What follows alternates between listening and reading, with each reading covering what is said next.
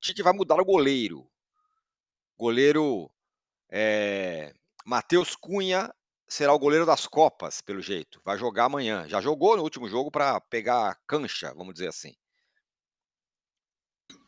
Pois eu acho que é normal que você tenha um goleiro das Copas, quando você usa nas Copas um time reserva também, ou um time misto, né? Você prioriza a liga, prioriza a competição internacional, trata a Copa como ela é, uma um terceiro título de importância, né, possível. E aí você, nas fases iniciais, pelo menos, você usa um time com muitas reservas e tal, e um goleiro também reserva, até para ele ter ritmo, né? Mas o curioso é que o Tite não está priorizando o brasileiro nesta semana, ele está priorizando a Copa do Brasil, né? A Copa do Brasil. Ele vai colocar o time mais forte possível. E aí é meio contraditório que se você prioriza a Copa do Brasil, por que vai o goleiro reserva? Aí é difícil entender o motivo, né? Deveria ser o melhor goleiro, que é o Rossi. Se o Matheus conseguir fazer uma boa atuação, ótimo, problema nenhum, o Tite vai ser elogiado, mas no momento que ele encontra alguma tranquilidade, é procurar sarna para se coçar, né? Colocar um goleiro que gera dúvidas, porque ele foi um personagem negativo no ano passado. Ele falhou no gol do São Paulo, que acabou sendo decisivo no Maracanã, quando o Flamengo perdeu no jogo de ida na final da Copa do Brasil, depois empatou, não ganhou o título. Tanto que ele foi barrado para o jogo de volta, jogou o Rossi, né? O São Paulo barrou, depois de tanto prestigiar, barrou o Matheus Cunha. E ele foi muito mal no jogo da eliminação da Copa Libertadores, aquele vexame lá em Assunção contra o Olímpia. 3 gols de cabeça e ele foi mal também. Ele não foi só ele, mas ele foi muito mal. É até ingênuo. Na jogada do terceiro gol, quando ele reclama do escanteio, ao invés de cair, segurar um pouco, esfriar a pressão do time local, ele pega a bola com raiva e joga para a bandeira de escanteio. Acelerou a cobrança dos caras do Olímpia. Enfim, coisa de um goleiro É, ainda sem a experiência necessária para esse tipo de jogo, né? E o Rossi, tarimbado, goleiro que veio do Boca, no banco. Coisas do Sampaoli também, né? Maluquices do Sampaoli. E o Tite se arrisca. Porque se por acaso o Matheus não for bem, se ele falhar, vai cair na conta dele, não do goleiro. Porque ele está é inventando verdade. aí. Se ele coloca um time reserva, eu repito, concordo. Ó, o meu goleiro de Copas é esse, o time que eu vou colocar é esse time aqui. Eu vou de Gabigol, vou de Carlinhos, não vou de Pedro, não vou de Cebolinha, entendeu? O Rascaeta fica no banco, vou botar um time misto aqui. Ah, mas é o Palmeiras, não importa. Para mim, o importante é o brasileiro. Estou na liderança, eu quero ganhar de São Paulo sábado. E quem sabe abrir mais vantagem. Não, ele está priorizando a Copa do Brasil. A Copa do Brasil. Então, diante É, disso, me parece uma contradição. E procurar um problema. Ele tem que acender uma velhinha e rezar para o goleiro sair bem. Se falhar, vai cair na conta do Tite, que é um técnico que ainda não conquistou a torcida, né? É bom lembrar isso. Vira e mexe é muito questionado, até de forma exagerada, acho eu. Não dou razão a quem o critica incondicionalmente, muito pelo contrário. Mas acho que falta um pouco aí de entendimento, né, da situação. Para que procurar essa encrenca, né? Deixa o goleiro titular, já que ou então você assume, olha, chega para a diretoria, olha, eu vou com tudo no brasileiro. Eu não vou, esse mês é um mês pesado, ainda tem a Libertadores. Eu não vou desgastar o time em Copa do Brasil, mesmo sendo contra o Palmeiras. Vou colocar o time possível. E sábado eu vou com tudo. Eu quero ganhar do São Paulo no Morumbi, eu quero ganhar do Palmeiras no outro domingo, eu quero ganhar do Botafogo no outro final de semana e quero classificar na Libertadores. Eu vou priorizar essas duas frentes. Chega no acordo? Concordou? Essa decisão, na minha opinião, tem que ser sempre da instituição. Mas não, vai tentar abraçar o mundo com as pernas. Vamos ver o que é que vai dar. Mas se falhar o goleiro, vai cair na conta dele, não tenha dúvida disso. Não sou eu que vou colocar, não. A torcida, em grande parte, vai colocar na conta dele. Inventou, porque foi colocar esse cara no time, esse cara falhou no ano passado, isso tudo vai acontecer. É diferente do goleiro entrar numa situação que o titular se machucou, está suspenso, ele entra, tudo faz um bom jogo. Até o holofote em cima do garoto fica muito grande, sabe? Fica mais holofote. Pô, o técnico escalou ele meio que, né? Ali, na decisão com outro goleiro em condições plenas para participar do jogo. Sem contar que poupar goleiro não é tão importante como poupar jogadores de linha, né? É uma posição muito peculiar, que não tem um é, desgaste que tem um cara que joga na linha. eu concordo, porque essa decisão não parece ter a ver com prioridade de uma coisa ou de outra. Ele simplesmente quer pôr um goleiro nas Copas, né? Porque ele não está poupando ninguém, pelo contrário, o Pedro não vai jogar no Brasileiro, tomou cartão de propósito e tal. Contra o São Paulo. Posso O só, Danilo, fala. só fazer um breve contraponto aqui? Assim, eu não tô lá dentro do vestiário. Tem uma questão que na cobertura da seleção eu acompanhei muito o Tite. O Tite ele gosta dessa questão de prometer e cumprir, como ele conversa com o elenco e tal.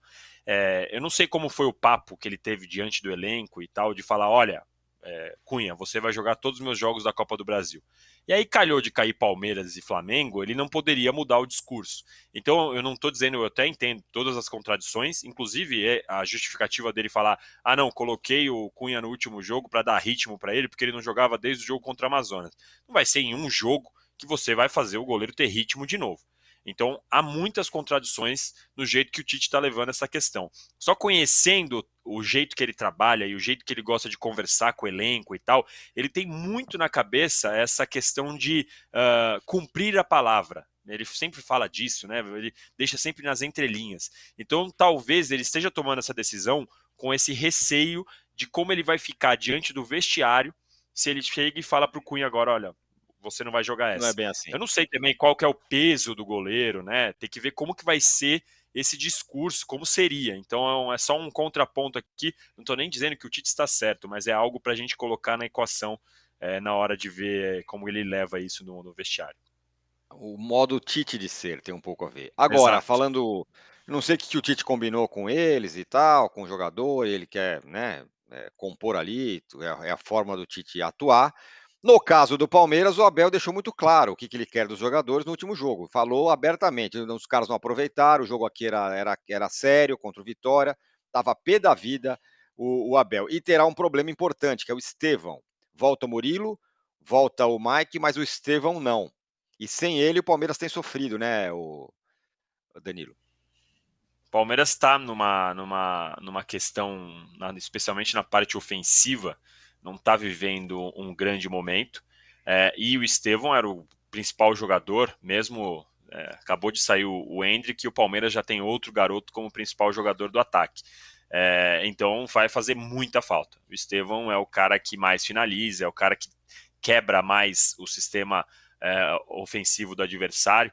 E até pensando nisso, pensando nesse momento ruim do Palmeiras, pensando na ausência do Estevão, de ser um jogador que pode conseguir achar os espaços na zaga do Flamengo, e pensando também um pouco na fragilidade do Flamengo na bola aérea, eu imagino o Palmeiras, como eu disse, um Palmeiras fechado e tentando jogar por um cruzamento, por um escanteio, por uma falta alçada na área para achar o Gustavo Gomes ali dentro.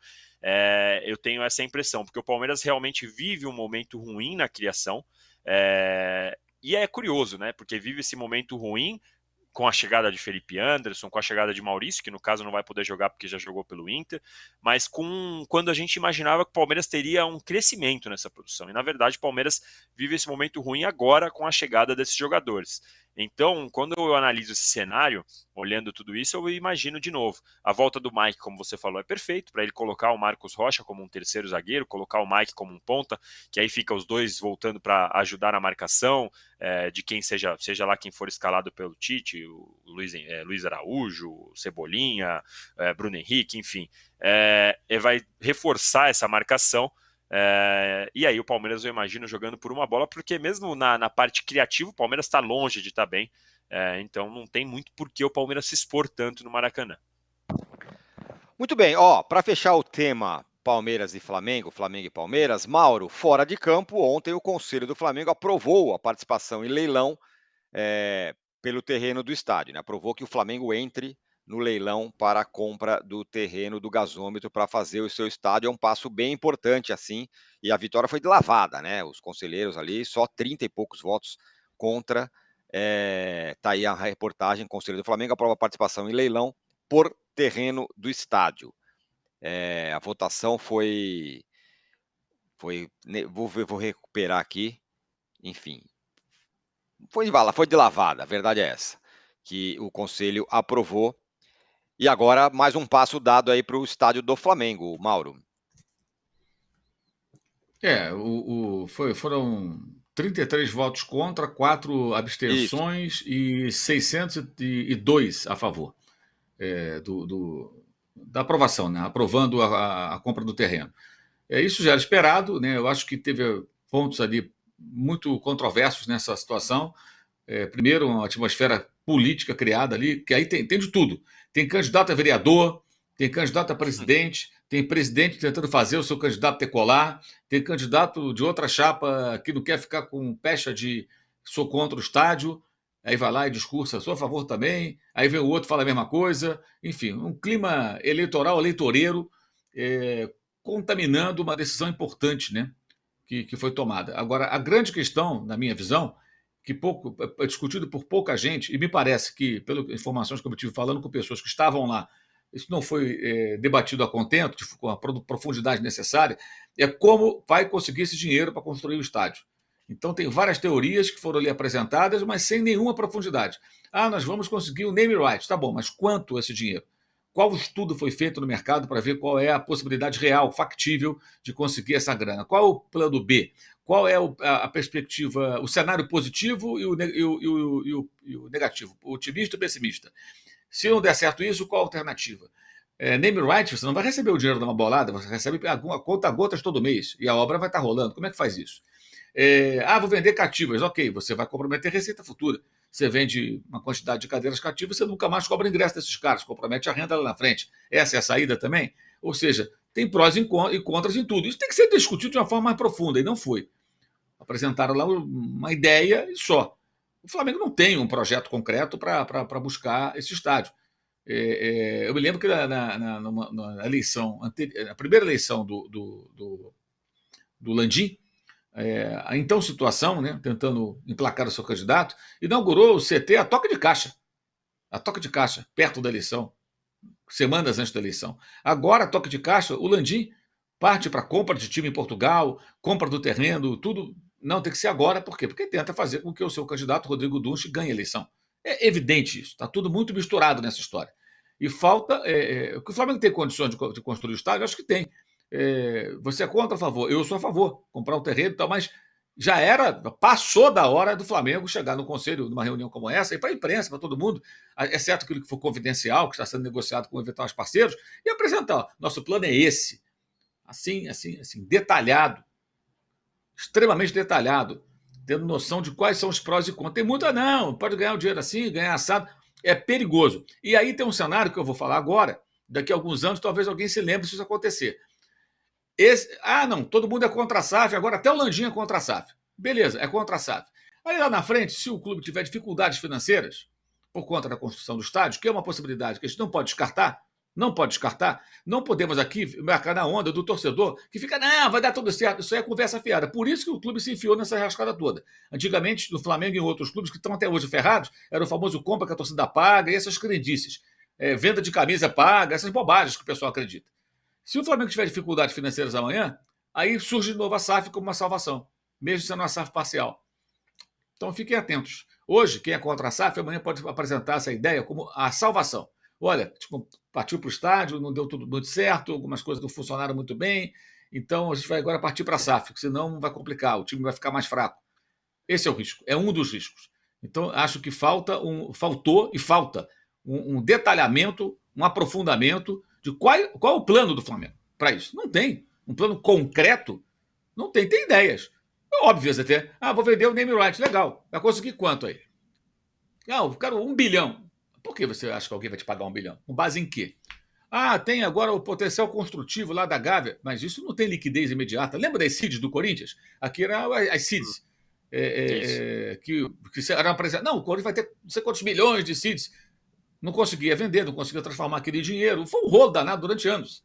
Porque esse tipo de papel, esse tipo de ativo, digamos assim, não tem liquidez imediata. Não é dinheiro vivo, gente. Você vai lá e pega. Tá? Name right paga-se a conta gotas. Paga todo mês, ou semestralmente, todo ano, de acordo com o contrato. Mas ninguém vai chegar e falar: olha, em 20 anos eu vou te pagar 1 bilhão. Eu não vou te dar 1 bilhão agora. Eu vou te pagar 1 bilhão, se for 1 bilhão, que eu acho impossível isso. Essa cifra, estou falando um número para lá de maluco. Vou te pagar 1 bilhão.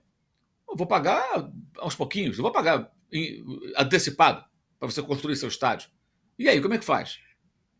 Se você vender muitas cadeiras, você compromete a receita futura. É um problema. Não, vamos vender cadeiras cativas por um período X e muito caras. Será que vai conseguir vender? 100 mil reais uma cadeira para você usar por 5 anos. Quem vai querer comprar? Só um cara com muito dinheiro que queira quase que doar o dinheiro para o Flamengo. Porque você vai pagar 100 mil reais numa cadeira, você vai pagar, e vai pagar parcelado. O cara que tiver condições econômicas, fala: eu quero ter uma cadeira no estado do Flamengo, custa 100 mil, eu vou pagar. Por 5 anos, o cara vai querer uma cativa, não é uma cativa, vai querer uma perpétua, que ele vai deixar para o filho dele, como são os do Maracanã. E vai pagar parcelado. Dificilmente o cara vai passar o cartão lá 100 mil reais, vai pagar aquilo parcelado. Esse dinheiro não vai entrar de uma vez só. Então, isso tudo tem que ser discutido e não está sendo discutido com a devida profundidade. E os candidatos que não são da situação, que eu não consigo chamar de oposição, porque o BAP, que é uma chapa que não é apoiada pelo Landim, era presidente do Conselho de Administração, e o Maurício Gomes de Matos era vice-presidente de consulados e embaixadas até outro dia, né? Os dois estão se desligando agora, há pouco tempo, há poucas semanas, há poucos meses, da gestão do Landim. Não é que eles saíram lá atrás por uma incompatibilidade, saíram agora, né? Se afastaram agora. Então, não é exatamente uma oposição, são mais dissidências do que outra coisa. Não vão também questionar com veemência, porque politicamente é perigoso você questionar e você ganha o rótulo de que você é contra. E para criar uma narrativa, que é uma narrativa totalmente distorcida da realidade, de que quem questiona, quem é contra o estádio é contra o Flamengo. Não é isso. Quem questiona não é contra o estádio. E quem for contra o estádio porque não está convencido de que esse é o caminho, tem o direito de ser contra, sendo a favor do Flamengo. O cara pode falar, não, eu sou contra por isso, por isso, por isso. É um direito que as pessoas têm, não está contra o Flamengo. Então é muito oba-oba, torcida organizada presente, faixas agressivas contra candidato, contra até o Cláudio Pracopio, que foi vice de finanças, foi um cara importante nesse processo de recuperação do Flamengo, também sendo atacado em faixas colocadas ali no... Um negócio horrível. E lamentável a postura das torcidas que se submeteram a esse papel, parecendo massa de manobra ali para Cartola, né? Aí vai lá o Marcos Braz, que é candidato, o outro lá, o Cacau, todo mundo ali querendo pegar uma carona. Eu quero ser vereador, eu quero eleger meu candidato. Enfim, tudo muito contaminado. Achei lamentável, lamentável que essa decisão tão importante tenha sido tomada numa atmosfera eleitoreira, em diferentes frentes, né? Interna do clube e externa também. E aí o torcedor vai falar, não, você é contra. Eu não sou contra, repito, eu sou a favor. Mas se eu fosse conselheiro do Flamengo, eu queria saber, vem cá, como é que isso vai ser viabilizado? Esse é o ponto. De que maneira isso vai se tornar real? Enfim, essa pergunta não deve ter resposta tão cedo.